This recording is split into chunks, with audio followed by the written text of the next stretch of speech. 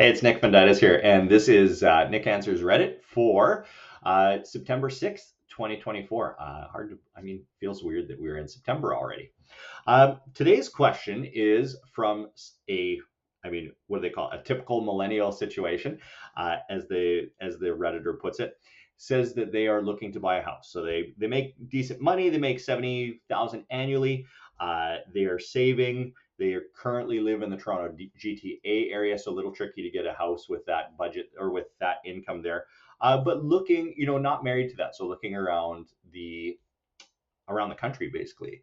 So his question is what to do now. What are the steps? Basically, an overview of buying your first home. So that's what we'll answer today, and we will really keep it kind of light and general. And if you want any of the details for any specific steps, I've got plenty of links in the post below, and you can certainly go to our website at nickvenditas.ca for everything you might ever want to have answered. There you go. Okay, so first of all, there were lots of good answers in this thread, so I'm just going to stay general here, but provide resources. So number one is your preparation step. So you're going to choose a lender and get pre-approved for your mortgage, arrange a rate hold, write your needs, wants, and deal breakers list. You're going to interview and hire a realtor if you're planning on using one. And you're going to set up an MLS search with your realtor or on something public like realtor.ca or House Sigma if that's available where you are. Ideally, something that's going to show you sold prices as well. Number two is showings and offers. So you're going to be searching via process of elimination.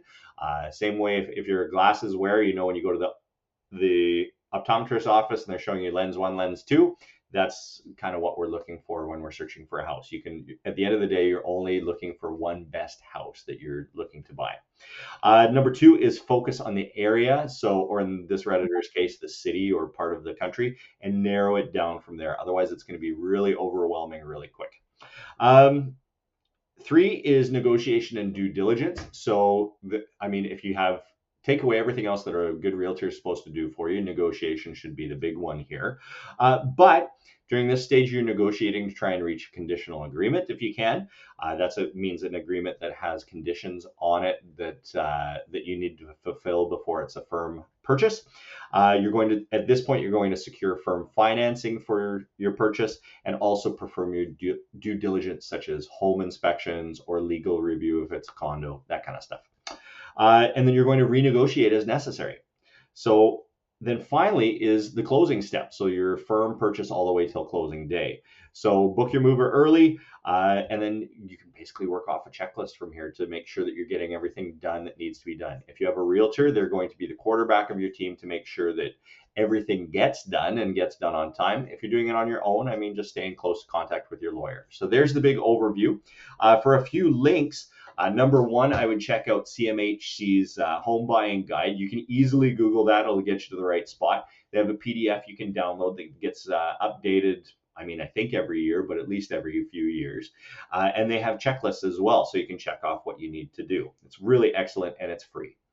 They also have lots of great articles online that are not biased in terms of kind of trying to sell you a house. So I think it's a fantastic free resource for anyone. Number two is our guide. So plug for me and the team. If you go to nickvenditas.ca, you go under the buyer tab and go to the buyer's guide. We've got a great page there that expands on all kinds of things that I talked about today. And then finally, interview questions for a buyer's agent. Most people recommend that you go interview 2 or 3 people. Obviously, if you meet me and the team, you just want to go straight with us. But in all seriousness, print out one of my favorite clients of all time literally printed out a list of questions that he had from the internet, and he had it in his pocket. And he was asking me while we were going around on showings.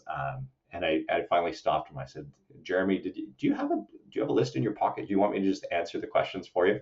And he kind of sheepishly took it out. But it's one of my favorite experiences from probably my favorite client. So, but the one I linked in there is from